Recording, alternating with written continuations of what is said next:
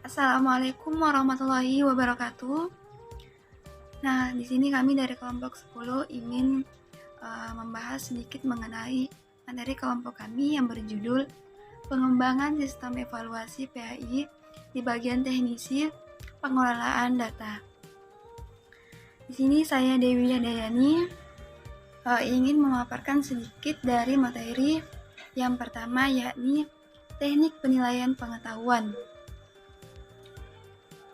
Penelitian kompetensi pengetahuan merupakan aspek penilaian yang sudah sangat dikenal oleh para guru, seperti tes tulis, lisan, penugasan, dan teknik lainnya seperti observasi dan portofolio.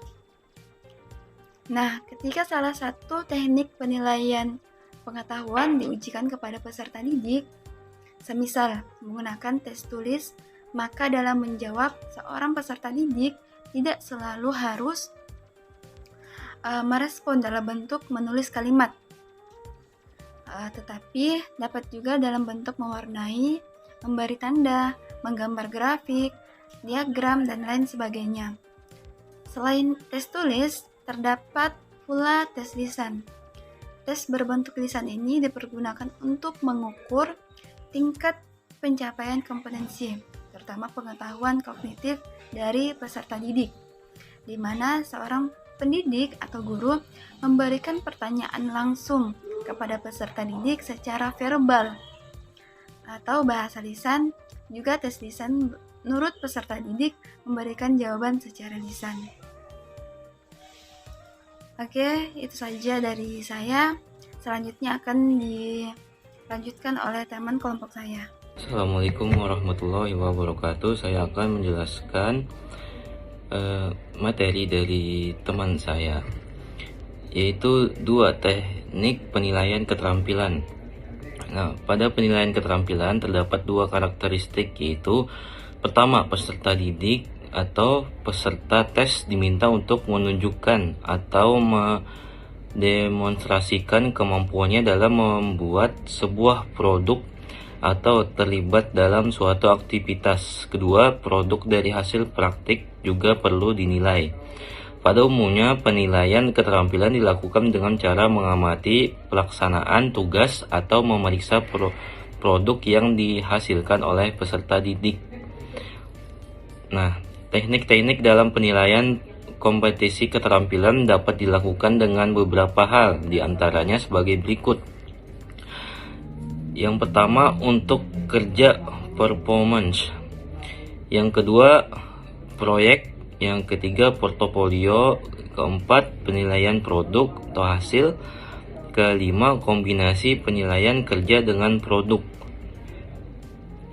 Itu saja yang saya sampaikan.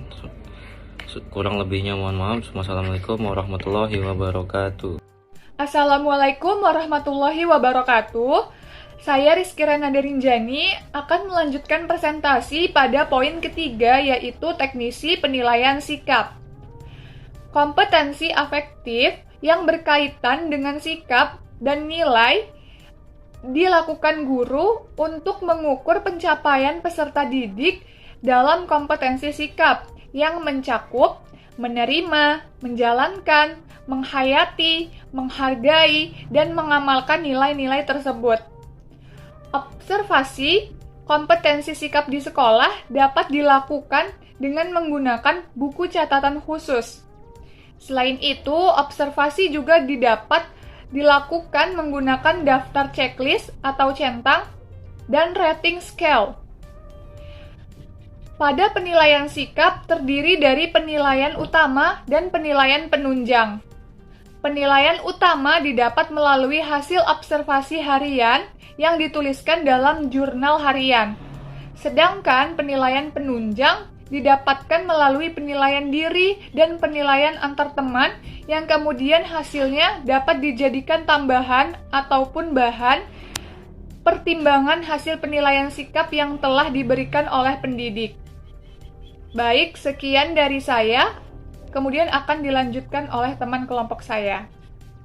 Wassalamualaikum warahmatullahi wabarakatuh. Assalamualaikum warahmatullahi wabarakatuh. Perkenalkan, nama saya Alia Kamilin.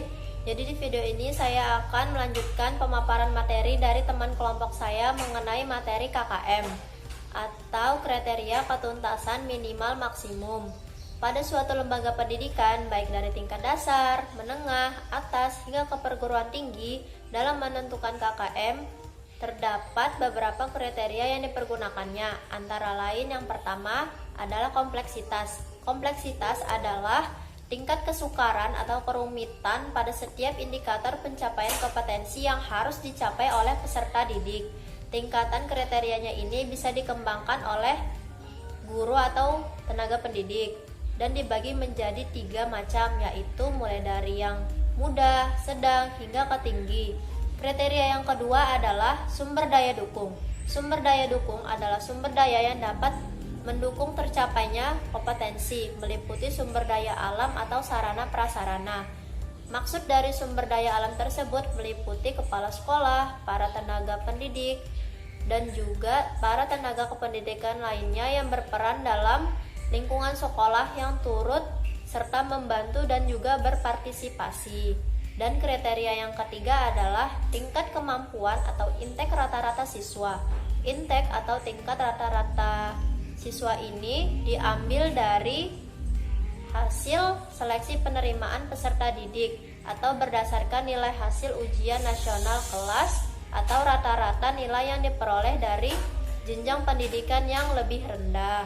Sekian, itu saja pemaparan dari kelompok kami. Kurang dan lebihnya mohon dimaafkan. Wassalamualaikum warahmatullahi wabarakatuh.